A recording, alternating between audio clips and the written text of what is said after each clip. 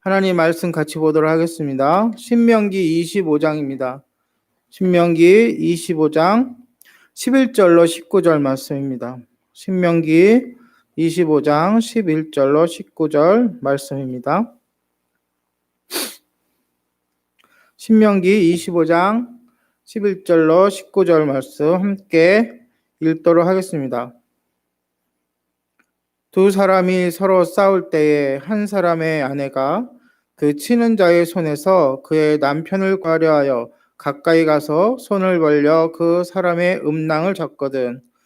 너는 그 여인의 손을 찍어버릴 것이고 내 눈이 그를 불쌍히 여기지 말지니라.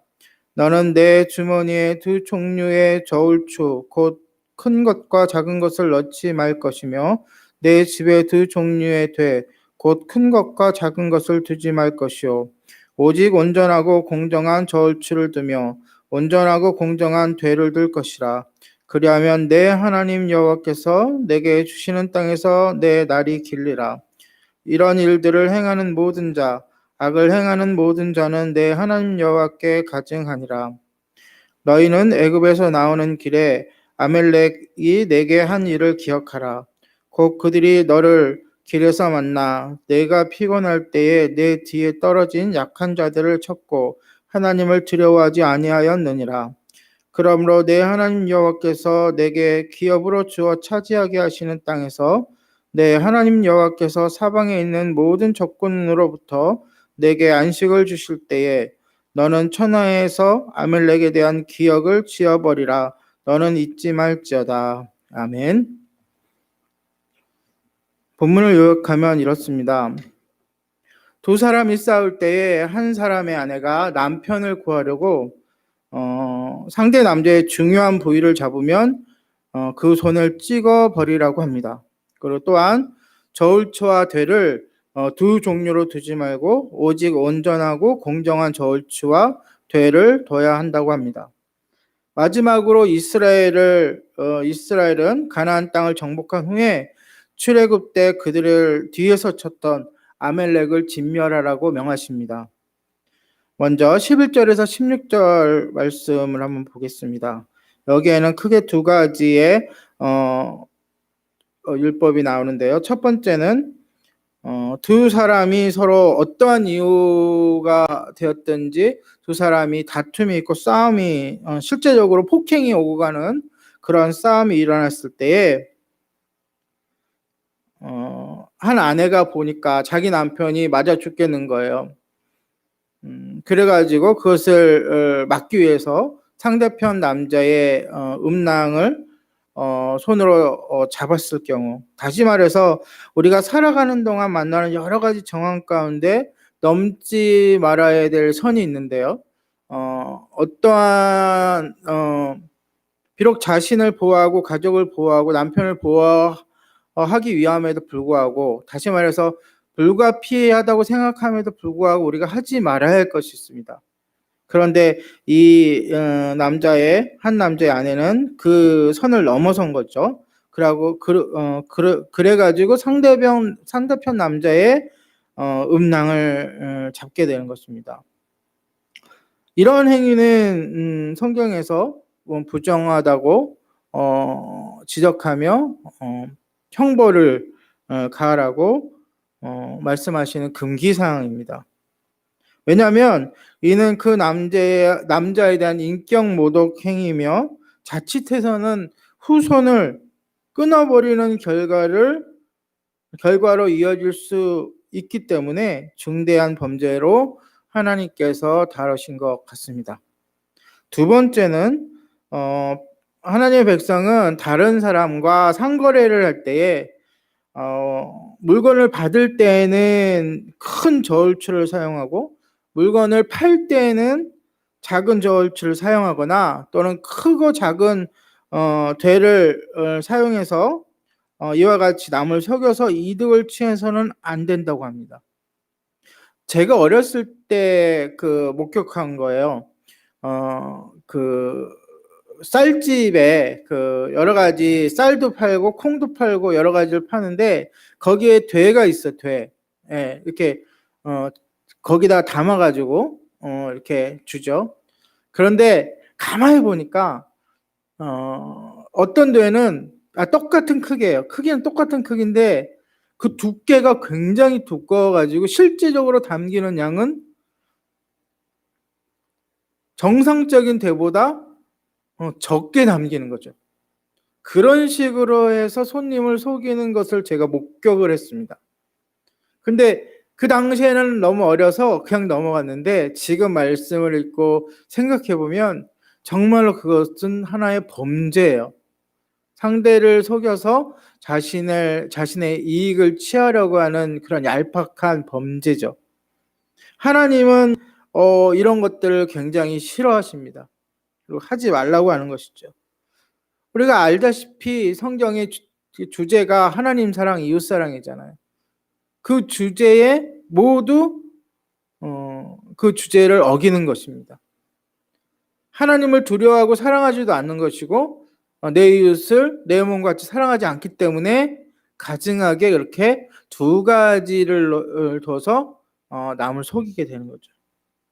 그리고 얻는 이득이 얼마나 될까요? 아주 사소한 이득이지만 그런 행위 자체는 하나님 보시기에 악하다고 보시는 거예요. 사랑하는 성도 여러분, 남을 속이는 자는 하나님 앞에 가증한 악인입니다. 하나님 앞에 정직하게 행하는 것이 하나님께 순종하는 것이고 하나님이 기뻐하시는 하나님의 자녀입니다.